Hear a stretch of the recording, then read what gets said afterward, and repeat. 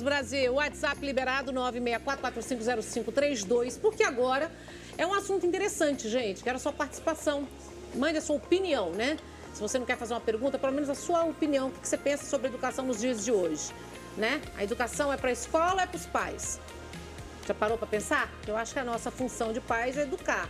A escola é orientar e ensinar, né? Mas acaba mudando a situação e deixa para os professores fazer a educação dos filhos. Mas hoje temos aqui a Vânia Augusto, psicóloga, especialista em educação e orientação de pais sobre limites e regras para os filhos, viu? A Ângela Antunes é pedagoga. A ideia que se educa são os pais e não a escola destaca a influência primordial da família, gente, no desenvolvimento das crianças, tá? Os pais têm um papel crucial de transmitir os valores e a ética. E, na verdade, a gente hoje vê que está muito invertido isso. Aí coloca a responsabilidade da educação para os pais, para os professores, né? E a gente vê um bando de crianças, aí sou eu que estou falando, tá? Não são as convidadas, não. Um bando de crianças sem educação, batendo nos professores, quebrando tudo, sem educação. E complica a vida, né? Porque aí, assim, quer que educa, mas aí os professores não podem fazer mais nada. Ai, meninas, boa tarde. Boa tarde, tudo bem? A gente fica bem nervosa, né? Bastante, bastante. Hoje está bem difícil. É difícil, que eu vejo os mestres antigamente, a gente tinha tanto carinho, tanto amor, tanto respeito. Sim. Né? Mas os pais não estão conseguindo colocar limites mais. Eles estão permitindo tudo, né, não, Ângela? É verdade. Hoje é muito permissível. Então, assim, não consegue mais. E então, orientar, tanto que a minha abordagem é orientar os pais à educação dos filhos, porque eu ajudo os pais a educar os filhos. Eles não sabem dizer não, Nani. Não sabem mais. Dizer não é também um ato de amor, né? É amor. Amor. Né? O livro desse Isamitiba, Quem Ama Educa. Né? Então, hoje, a gente tem que pensar muito bem, quando você tem um filho, pensar muito bem o que ele vai se tornar adulto. Não é só aquela criança, não é mesmo? Ele vai se tornar um adulto. Se você não colocar regras, limites, ele vai para o mundo e ele vai apanhar. Quantas crianças hoje na escola são isoladas? Elas estão isoladas, elas não têm companhia, porque as crianças estão isolando as meninas, as crianças mal educadas. Né? A gente vai num restaurante hoje, a criança está mal educada. No shopping. No shopping, os pais deixam correr. Em shopping não é lugar de correr, jogar no chão. Eu já entrevistei pessoas, né, orientadores, que falam que quando a criança se joga no chão, que não adianta pegar, falar firme, tem que abaixar, olhar na altura dos olhos e deixar a criança passar a crise. Eu sou mineira. Não. Em Minas Gerais a gente não teve esse tempo, não. Eu sou goiana, então é bem isso. Em Minas Gerais, pelo menos como eu fui criada, gente, não tinha esse negócio, não. É bem isso. E assim, a gente estava comentando lá fora, eu e a Ângela, chega os pais, né, para falar, trouxe a criança aqui porque o professor e o diretor mandou eu vir aqui porque eu nem sei o que a minha criança tem. Ele é tão bonzinho em casa que eu estou trazendo aqui, nem sei qual é o problema que ele tem. Isso a gente ouve toda hora. E aí, Ângela? Verdade. E assim, realmente ela não sabe por quê. Quando está em casa, ou ele está no videogame, ou ele está no celular, ou está dormindo. Então, assim, não tem mais um momento. Eu sou paulista, mas eu também não tive esse tempo de fazer birra, não, viu? Não, né? E assim, nossa, não tem o tempo de fazer, por exemplo, uma refeição todo mundo junto. Eu sempre falo, né, que em casa a hora da janta era a hora das revelações, onde eles iam contando tudo o que tinha acontecido na escola. Porque eu sempre falava, conta pra mim primeiro, porque se a escola me chamar, aí lascou. Que aí a história é outra. Então, primeiro, fez bobagem, chega pra mim e conta. Porque senão depois é pior. Sempre contaram? Sempre contaram. Ainda o meu filho falava assim, mãe, eu vou te contar, porque antes que você fique sabendo que são todas suas amigas, e vai vir com uma versão diferente. Então, aí você tira a história do meio, né? Porque normalmente a história certa é a do meio, não é nem a de um nem a do outro, é o meio ali. Quando junta as duas culpas, dá uma coisa no meio. Então, hoje em dia não tem mais o horário da janta. Não tem. Não tem mais o sábado e o domingo, que ficava todo mundo em casa, porque mesmo que estejam em casa, só estão os corpos, os espíritos não estão, eles estão cada um no celular, cada um fazendo uma coisa, não tem conversa. Então, é o que a gente estava falando, tem crianças chegando na escola que não sabe conversar. Sim. Ela não sabe se relacionar, ela não está acostumada a ouvir não, ela é o pequeno príncipe, a grande princesa do lar, que na verdade é um pequeno tirano, que ninguém fala não, que só come aquela limitação. Com o futuro, o que a gente pode esperar disso? O que vai acontecer? Quando chega na escola, não tem súdito para todo mundo. Não. Só tem uma professora com 30 príncipes e princesas. E aí é onde é a grande loucura, né? Porque começa a gerar um monte de frustração, um monte de problema. E aí, realmente, aquele pai não conhece o filho. Porque ele não sabe que na escola ele bate na professora, ele bate nos amigos, ele não come nada, ele não pode fazer nada, né? Não. Hoje em dia é um tal que não pode fazer nada. Então, tem castigo pode? Pode e deve. O pai pode, a professora não. A professora não pode? Né? Não pode. A professora é só na conversa. Ah, é só na conversa? Só na conversa. E não altere a voz, né? Porque se não pode alterar a voz, vem os pais e brigam com a professora. Briga com a professora. É muito sério. Que a professora educa os filhos. Isso. Por isso que a gente vê uma grande defasagem. Você fala assim, nossa, no meu tempo, na quarta série, eu sabia isso, aquilo. A criança chegava educada na escola. Ela tinha rotina, ela tinha cuidado, ela tinha higiene pessoal, ela tinha tudo. Hoje em dia, eles chegam bebês. Bebês, assim, não na idade, bebês... Bebê mesmo. Na concepção de criança. Então, ele não sabe conversar, ele não sabe o mínimo de higiene, ele não sabe ir no banheiro sozinho. Então, tudo aquilo que a professora ia fazer do aprendizado, que é a função da escola, ela faz primeiro a função da casa, que é ensinar, por exemplo, descer o degrau, ensinar a ir no banheiro sozinho, na educação infantil, por exemplo. Não estou nem dizendo a creche, lá com 4, 5 anos. Então, isso eram coisas que a gente já chegava na escola, a gente já sabia o nome da mãe, o nome do pai, a gente já sabia um monte de informações. Eles não sabem nada. Agora, se você perguntar do YouTube... Eles sabem tudo. O TikTok, eles sabem tudo. Qual o caminho, gente, que vocês acham de tudo isso que está acontecendo? Essa cartilha que eu escrevi, ela é justamente aí fala sobre os príncipes e princesas. Essa outra é maior. É príncipes e princesas da casa, porque nascem já príncipes e princesas. Eles comandam. Quando vão para a escola, não conseguem mais controlar. O que eu penso, Nani, se a gente não tratar a família... E essa aqui também, vou mostrar. Também ela é bem bacana. Ela é para orientar as crianças o que é o sentimento da arrogância, prepotência, orgulho, egoísmo. Bacana isso. Porque hoje os pais também não ensinam. Então as crianças vão para a escola arrogantes e não sabem que são arrogantes. Maltratam e não sabem que maltratam.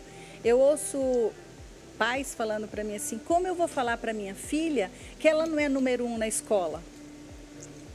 Ela não é número 1 na escola. Falando a verdade, né? E ela não é número 1. Ela é uma criança que está ali para aprender, para dividir, né? Para conviver com outras crianças. E se nós não ensinarmos a família... Se quiser um leque emprestado, eu passo. Eu ganhei agora. Se a gente não ensinar as famílias, não ficar preocupadas com as famílias, a gente não consegue salvar as crianças. É salvar as crianças. Porque, gente, essa educação errônea que está tendo, longe de mim me meter na educação que você está dando para o seu filho. Eu falo que eu sou mãe também, tenho uma de 28, uma de 14. Sei que não é fácil, principalmente a geração mais jovem. Os filhos, né, com essa geração de 28 anos, assim, já era muito mais fácil. Essa de hoje, que estão tudo plugada, antenada, parece que já nasceram, né, saíram de dentro de uma caixa da internet, né? Está mais difícil educar, porque tudo está na internet. Então, mas... Por que deixar na internet? Então. Estávamos comentando isso. Por quê? Já nasce, já dá o celular para ficar assistindo filme. Começa muito desenho muito gente, pequeno. Então ficar quieto. Ela estava até contando o caso da criança dormindo, né, Ângela? Eu trabalho num centro unificado de educação, né? Então lá nós temos de 0 a 99 anos, temos todo mundo lá, né? E as crianças na creche têm o horário do soninho. Aí você vai e tem criança deitada assim, ó, simulando o celular na mão. Porque ele está tão viciado a dormir com o celular que ele deita e fica assim, ó, simulando que ele está vendo alguma coisa. Então, assim, gente... Olha que judiação. O que é feito nesse caso? Tem que chamar os pais e ter uma... Aí eu falo assim, professora, eu chego tão cansada, eu dou o celular. Eu escuto isso o tempo tempo inteiro. Se ele não me encher o saco, tá ótimo. Eu escuto o tempo inteiro. Você faz o que você quiser aqui na escola. Perfeito.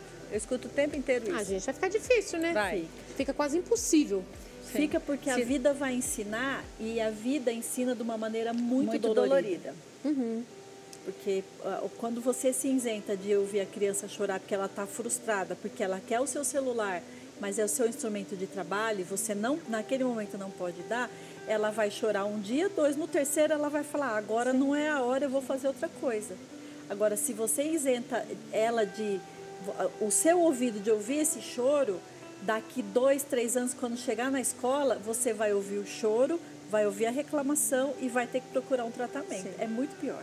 Vai ser muito mais caro, mais difícil. E mais dolorido. E mais dolorido, né? Bem mais dolorido. Gente, eu estou escutando muito, estou lendo muito essas coisas, li do primeiro-ministro da Inglaterra, todo mundo preocupado com essa tempestade solar que possa vir a ocorrer. Se acontecer, estou falando do que eu li e ouvi do primeiro-ministro da Inglaterra, da princesa do Japão, que foi até afastada pela família, né, pela monarquia. Mas disse que se acontecer essa tempestade solar, que foi descoberto pela NASA, só estou falando que está dentro do nosso assunto, tá, gente? Um buraco no Sol que é 170 vezes maior que o planeta Terra. Acontecendo essa tempestade solar, corre-se o risco, né? Cair os satélites, vamos ficar de 6 meses a 1 ano e meio sem internet, sem luz. E aí? O que vocês acham que acontece? Isso vai ser um problema bem sério. Porque hoje a criança, quando você tira o celular, né? Ela fica louca. Ela fica louca, ela fica alucinada. Então, se os pais não começarem desde pequenininho a não dar o celular, se acontecer isso, vamos ter surto. Mas surto mesmo. Sabia, gente? Porque a pandemia pegou a gente não estava esperando. Sim. Estão avisando o tempo todo isso. Se acontece de ficar 6 meses, né, sem satélite, sem internet, vai ser um caos. Vai ser um caos, vai ser um caos. Eles não conseguem lidar hoje sem televisão, eles não conseguem lidar hoje sem o celular, sem um tablet, eles não conseguem lidar. Mas os pais, eu estava vindo para cá e estava conversando com o pai. Ele falou assim, Vânia, agora a minha meta é tirar o celular, estou fazendo isso. O que eu fiz? Coloquei em esporte durante o dia. Quando chega à noite, eu deixo 1 hora no celular. Isso é fantástico. O limite é bacana, né? É esporte, vai fazer coisas legais, né? O que a gente fazia no passado. Hoje não, hoje é dentro de casa, os pais deixam no cantinho, tá quietinho, e aí a depressão tá surgindo, síndrome do pânico com criança. Ninguém tá percebendo, né? É silencioso, né? Tá silencioso. Converso com psiquiatras infantis, criança com 8 anos tomando remédio para depressão, tomando remédio para síndrome do pânico. É uma judiação. E a gente precisa cuidar dessas crianças. Eles não têm sonho. Não tem. Não precisa. Tem tudo Porque na mão. a gente, quando era criança, falava assim, eu quero ser modelo, atriz, dançarina. Depois mudava, não, enfermeira, médica. Não, agora eu quero ser policial, professora, né? Aeromoça. A gente ia mudando, porque conforme você ia descobrindo as coisas, você ia gostando de outras coisas. Perfeito. Só que agora eles não têm perspectiva. De nada. Não tem. Então, assim, o que tem um poder aquisitivo alto, ele vai viver de quê? De renda. O pai dele tem dinheiro, não precisa crescer, não precisa fazer nada. São os herdeiros, né? Os herdeiros. Os herdeiros não estão preparados para administrar também, não. Né? Exatamente. E aí o que acontece? Esse dinheiro acaba. Tudo acaba. Tudo acaba. E os que têm uma condição social muito restrita, né?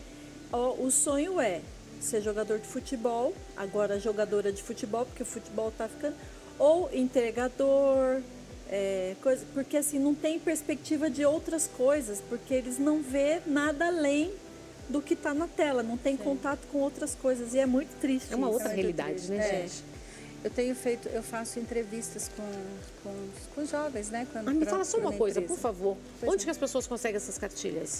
Se entrar em contato comigo no meu e-mail, vaniaugusta@gmail.com, conseguem falar comigo e eu envio, tá? Eu passo o valor e eu envio para elas. Você, coloca já o Insta, por favor, que aí a gente já vai mostrando também. Ah lá. Esse é o seu Insta, né? Isso. Exatamente. Cartilha, gente, é tão bom. E sabe por que eu desenvolvi? Leitura também, né? Eu desenvolvi essa cartilha porque os pais não leem. E eu desenvolvi a cartilha para que, passo a passo, ensinar a falar bom dia, boa tarde, boa noite. Eu não acredito, amiga, a gente precisa disso. E ela é bem rápida e bem simples. Nossa senhora, se não ler isso aqui, eu vou falar, viu? Não vou nem comentar o que eu penso. Maravilhosa, sua rede social. Aquela ali? @Angelantu. Isso, essa mesmo. Ali, tá poderosa. Ai, tem gatinha, também tem um gato. Tem gatinho, tem cachorrinho. lá onde eu trabalho tem muitos gatos, né? Então, de vez em quando eu posto alguma coisa da gente cuida e tal. Meninas, eu queria muito agradecer vocês. Eu agradeço a oportunidade. Voltar mais vezes para a gente continuar batendo bate-papo. Esse assunto a gente esticaria horas aqui, né? Sim, verdade. Principalmente que ela é importante, né? E a gente precisa salvar essas crianças, precisa ensinar os pais que eles precisam procurar ajuda. Tem ajuda. Não tenha vergonha de pedir ajuda, né? Não tenha. Isso não é falhar. Muito pelo contrário, é você fazer uma criança se tornar um adulto seguro, forte, determinado e conquistar. O mundo é deles. O mundo é deles, é só eles terem uma educação perfeita, que nunca vai ser tão perfeita, mas que possa ter essa força de seguir o caminho deles. Obrigada, o mundo é deles. Viu? Eu que agradeço. Estou esperando vocês mais vezes, combinado? Muito obrigada. Obrigada, viu? Obrigada. Gente, olha, antes de ir para o intervalo, eu vou convidar essa pauta aqui, que eu acho também de extrema importância, a Ana Chaves, psicoterapeuta, especialista em relacionamentos, né? E ela vai falar para a gente como o ego distancia você da gratidão. Olha só, mais um aprendizado, vamos ver?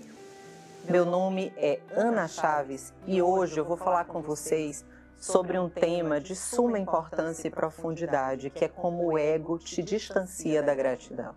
A gratidão é um sentimento mais profundo e significativo, porque não se limita apenas ao ato da recompensa habitual.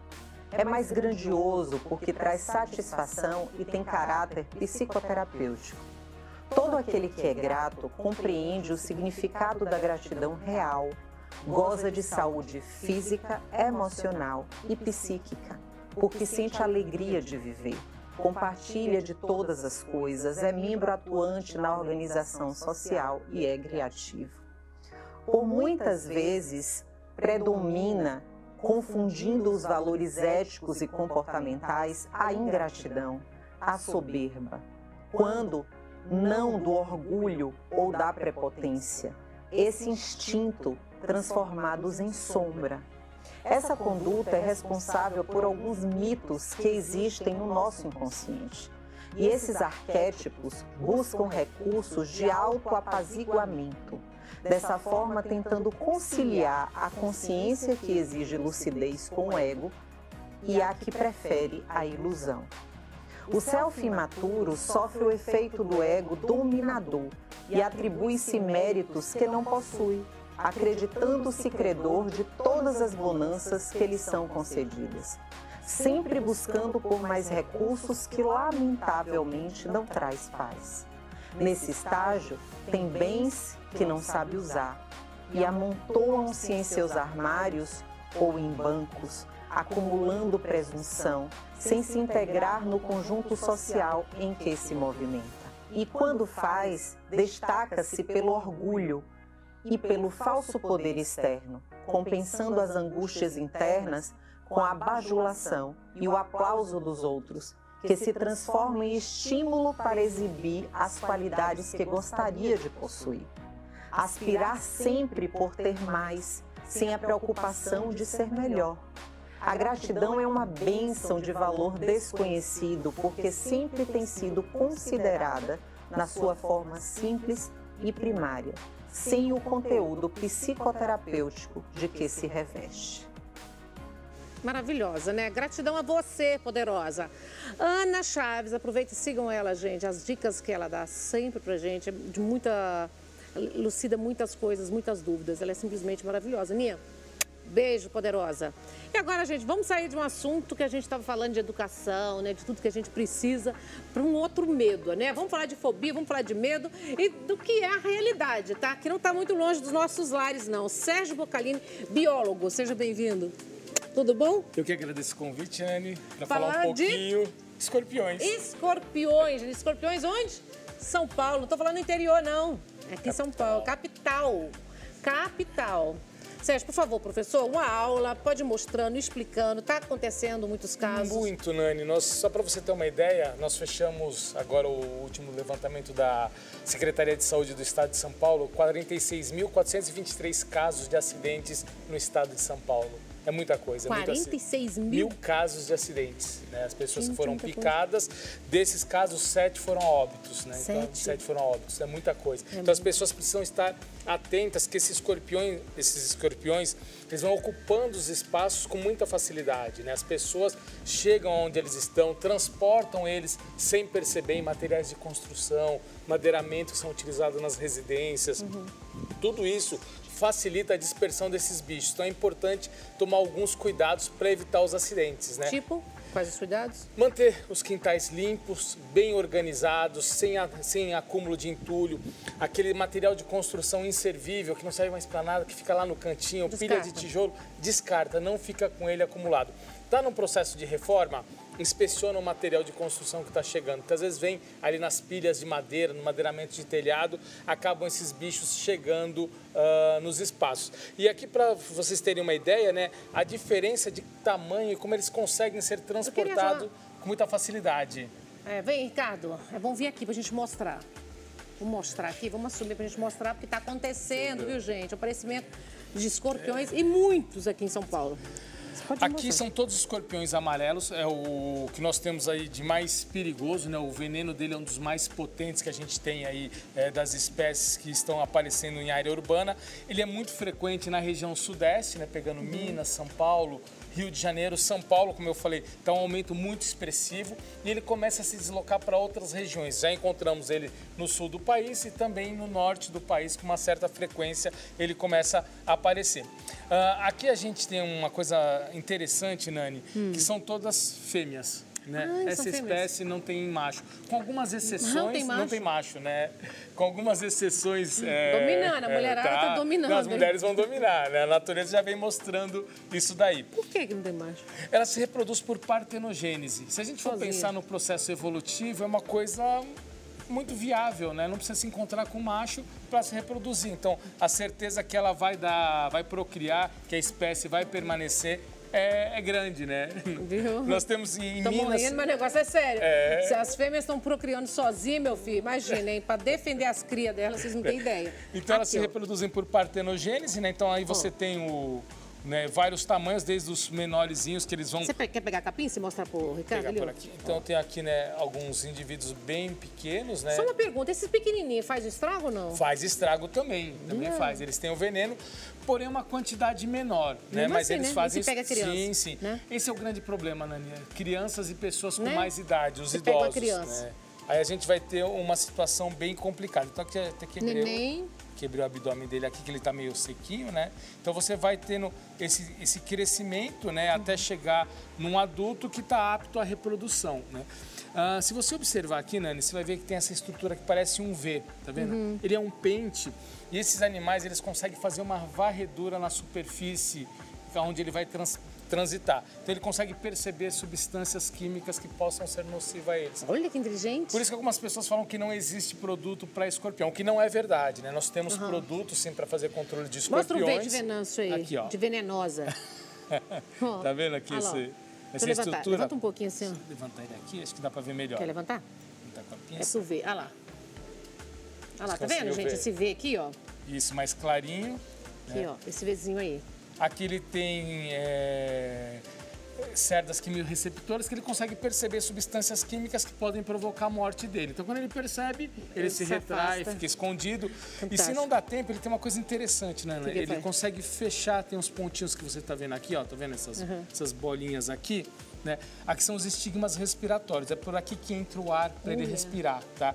Quando ele percebe uma substância química... Vamos ver se consegue, Ricardo, pegar aqui, ó. Essas bolinhas aqui, ó. Essas bolinhas. Deixa eu levantar um pouquinho aqui, ó. Olha lá.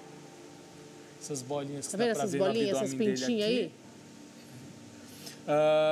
E ele faz o quê quando ele percebe a substância química? Ele fecha esses espiráculos, esse estigma respiratório e para de respirar. Aí ele vai ficar como se tivesse morrido, né? Se estivesse morto.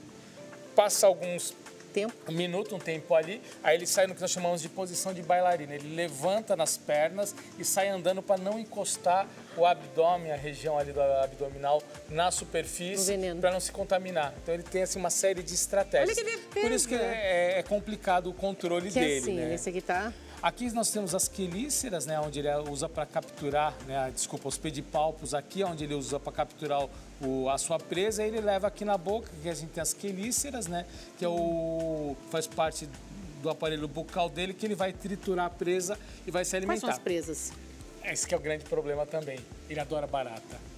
Por isso que ele barata em casa, né? Ele aumenta a sua população com muita facilidade em áreas urbanas, porque ele encontra alimento com muita facilidade. Fartura, né? Se ele ama barata, exatamente. Vem pra cidade, tá cheio de barata. Fazer o controle desses insetos também é importante para a gente diminuir a população dele. Aqui, né? Olha o assustador. O negócio tá começando a complicar. Olha o assustador aqui agora, ó. Quantos filhotinhos uma fêmea pode Uma fêmea que não precisa do macho. Que não precisa de macho nenhum. Se reproduz por partenogênese, tá? Aqui, 25 filhotes. 25 filhotes sem precisar de um macho. 25 fêmeas que nasceram, né, que iriam se reproduzir e dar origem a mais 20, 25. Por isso que a gente tem esse aumento expressivo. Gente. E com quantos dias, como que é o crescimento deles? É rápido, né? Ele vai chegar aí no seu desenvolvimento na fase adulta para começar a se reproduzir em torno de 2, 3 meses. Ela está chegando já aí no seu processo de crescimento. 2, 3 meses? Isso, vai chegar já, passar pelos processos de desenvolvimento, chegando na fase adulta, e aí ela inicia, né, o processo de reprodução, aonde a gente vai ter uma influência do clima também. Você estava falando a questão de aquecimento, né, que também é importante. O clima, quanto mais quente, úmido, mais propício para isso. Mais propício. Então a gente percebe que ela se reproduz, ela se desenvolve, né, com muito mais facilidade a sua reprodução nesses períodos mais quentes. E agora tá um horror agora? Uma média de 2 a 3 vezes por ano ela consegue se reproduzir e deixar aí 25 filhotinhos. Então a cada 3 vezes por ano ela tem 25 filhotes, são 75 já brincando aí por ano cada fêmea. E cada uma dessas vão dar origem a mais... Mais 25. E cada filhotinho, 3 meses depois, cada filhote mais 25. Isso. E os filhotinhos? Se ela reproduz sozinha, ela é fêmea, os filhotinhos são fêmeas? São fêmeas, são todas fêmeas que nasceram. A gente vai ter algumas regiões de Minas... Não nasce macho, não? Em Minas a gente tem algumas cidades... Ué, eu sou mineira, em Minas nasce macho. Você tem poucas cidades que a gente tem algumas populações com presença de macho nessa espécie. Macho. Não tem macho. Santos, é assustador. Porque elas procriam, né, sozinhas, não precisam, né, de macho. Em cada 3 meses, 25 filhotes. Todas fêmeas, não tem filhotinho macho. Só em Minas Gerais, algumas poucas cidades. Em Minas Gerais o negócio tá bom. Gente, então significa que vai aumentar absurdamente. Se o calor que está ajudando, a sensação térmica está cada vez aquecendo mais que esse aquecimento global, a tendência é no futuro, se a gente não cuidar desse aquecimento global, os répteis, animais todos vão invadir a cidade. Você falou uma coisa importante, nós precisamos tomar cuidado, né, para diminuir essa velocidade aí desse crescimento populacional. Então as pessoas elas têm um papel importante nisso também, né? Manter quintais, como eu disse, organizados, limpos, né? Sem acúmulo de entulho, controlar o que é o alimento, mas é importante também pensar que existe sim controle químico para esses animais, tá? Porém, os produtos eles não estão disponível a todas as pessoas. Os produtos são de uso profissional e somente empresas especializadas é que podem fazer uso desse produto. Exatamente. E aí buscar uma boa empresa para poder fazer. Porque também não adianta pegar qualquer pessoa para fazer o controle, né, Aninha? Gente, eu achei muito interessante. Aí tem uma coisa que ajuda, nós que trabalhamos aí na parte do manejo, né? A gente fala que não é o controle químico somente, mas é um manejo ambiental, onde você vai ter várias estratégias, e uma delas é o que nós chamamos de busca ativa de escorpiões. Nós fazemos em que período? Noturno, porque esse bicho é um animal de comportamento noturno. Ele é noturno? Ele é noturno. Como é que a gente facilita, como é que nós fazemos para facilitar a visualização dele? Essa luz UV. Ele fica fluorescente. Aqui não dá para perceber muito por causa da iluminação. Não está dando para dar nossa luz. Ah lá, esse aí deu. Aí ele fica fluorescente. Ó. Então a gente usa essa iluminação UV. Vou escurecer aqui. Isso, ó, dá para perceber bem, ó. Então isso facilita o que nós chamamos de busca ativa de escorpiões. Tem essa lanterna maior? Você tem uma lanterna maior, você encontra. Você já quer uma lanterna dessa. Mas essa ajuda bastante também. Ajuda muito também, né? Mas você tem outras versões maiores, tá? Olha, gente, que interessante. Então é interessante isso. A gente acaba utilizando muito para fazer a busca ativa desses animais, eles auxiliar no controle. Olha. Aqui também são escorpiões amarelos. Vamos aqui, vamos resolver todos aqui, porque eu quero saber quando foi picado depois. Isso. Mas vamos mostrar aqui, esses dois aqui. Aqui, eles não são insetos, né? Então é importante as pessoas saberem se eles são aracnídeos, tá? Aqui, que nós chamamos de cauda, na realidade é a região abdominal, aqui a gente tem o que a gente chama de cefalotórax, aqui a cauda dele, que é o abdômen, e aqui na ponta, nesse último segmento, a gente vai ter o ferrão, tá? E nessa... Onde fica o veneno? Fica aqui dentro desse último segmento aqui, né? Então a gente vai ter aqui o telson, que a gente chama, com a glândula de veneno. E aí quando ele pica, tem uma pressão na glândula, e ele libera o veneno que vai trazer todo o efeito nocivo para as pessoas. E aí é a grande atenção, Nani, né? Quais são os grupos de risco principal? Crianças. Crianças até 7, 8 anos de idade, precisa ficar muito atento. Uma criança foi picada, não perca tempo. Não começa querendo inventar moda, colocar borra de café, açúcar, o pessoal tem umas ideias mirabolantes. Não faça nada. Lava e vai para o hospital, tá? Esse tempo de deslocamento, ele é crucial. Né? Quanto tempo? Digamos, uma criança de 6 anos é picada, quanto tempo a gente tem? O ideal, Nani, é que o atendimento seja feito até 1 hora após a picada dos escorpiões. Tá? Quanto mais esse tempo vai passando, né, as consequências podem se tornar prejudiciais, vai se agravando, podendo levar essa criança a óbito ou deixar algumas sequelas também. Tá? Então é importante que no período de 1 hora se busque o atendimento médico. É importante as pessoas saberem... febre, né? Saberem na sua região quais são os pontos de atendimento, porque não são todos os hospitais que têm o soro antiescorpiônico. Então, sabe que tem muita incidência de acidentes na sua região. Mas mesmo agora o Estado, sabendo que, que subiu tanto esse número de escorpiões agora, não está tendo em vários lugares esse soro? Continua você tendo ainda os pontos específicos para ter o... É complicado, né? Sim. Existe uma discussão nesse procedimento, nesse protocolo, né, de atendimento aos acidentes com escorpião, né? Então tem uma discussão que ela vem acontecendo para você ter uma distribuição maior desse soro. Mas a obtenção do soro também não é tão fácil pela quantidade, né, que ele libera, né? Então aí complica. E aí? Você tem um problema sério. A gente tem alguns locais que são produzidos o soro, como o Instituto Butantan aqui no estado de São Paulo. Pode direto, por exemplo, foi picado, correr para o Butantan? Se estiver próximo, você vai ter o atendimento lá, né? Então verificar na sua região qual que é o hospital que você tem ali, o hospital de referência. A gente não pode fazer nada para amenizar a dor? Não inventa moda, não tem nada não busca atendimento médico, não tem nada que amenize. O pessoal fala que passar um gelo para diminuir um pouquinho a dor ali. Nesse período de mas vai pro atendimento que vaza, que é crucial esse período aí que tem que buscar o recurso médico. Pessoas que estão sensíveis já com problemas de saúde, de coração. Também você pode ter um agravamento também nesse processo. Então, pessoas com a saúde debilitada, pessoas com mais idade, idosos também com a saúde mais debilitada, a mesma coisa. Foi picado, né? Uma pessoa, né, com um adulto com a saúde ali preservada, tudo forte, o que ele vai sentir? Vai doer muito, dói demais, né? A picada do escorpião é muito dolorida, ela irradia pelo corpo, isso dá febre, né? Dá febre, forma umas ínguas também, né? Mas mesmo assim é importante buscar o auxílio médico para o médico acompanhar e verificar qual que é o procedimento, o tratamento sintomático, entrar com analgésico, algumas coisas, então ele tem que buscar de qualquer maneira esse veneno auxílio. Ele leva para onde? Oi? Esse veneno no corpo vai para onde? Ele irradia pelo corpo, né? Ele vai se espalhando pelo corpo até chegar no sistema nervoso central e ali você vai ter uma série de consequências. Você vai ter problemas pulmonares, né? Taquicardia, que você pode evoluir para a morte. Convulsão, você pode evoluir para a morte. Esses aqui nós não mostramos, estas. Então, são todos, né? Por que umas mais gordinhas que as outras, hein? São adultos, né? Então, né, algumas estão próximas à gestação, então ela fica com a região mais estendida, né? Então, você tá aí... Essa magrelinha aqui? É um filhotinho, né? Que provavelmente não comeu muito, né? Tá meio desnutrido, né? Desnutridinho aí, tá meio requenguela. Gente... Né? Sérgio, então tem outras espécies Você também. tem outras espécies. No Brasil, Nani, Quantas nós vamos espécies? ter 3 espécies que representam o risco à saúde pública. A principal é essa que eu falei aqui, o escorpião amarelo, que é o Titius cerulatus. Nós vamos ter lá no Nordeste o escorpião amarelo do Nordeste, que é o Titius stigmurus, também tem provocado alguns acidentes, não com tanta gravidade quanto esse. E nós vamos ter também o escorpião marrom, que é o Titius baiensis, tá? Então nós vamos Ele é maior, né?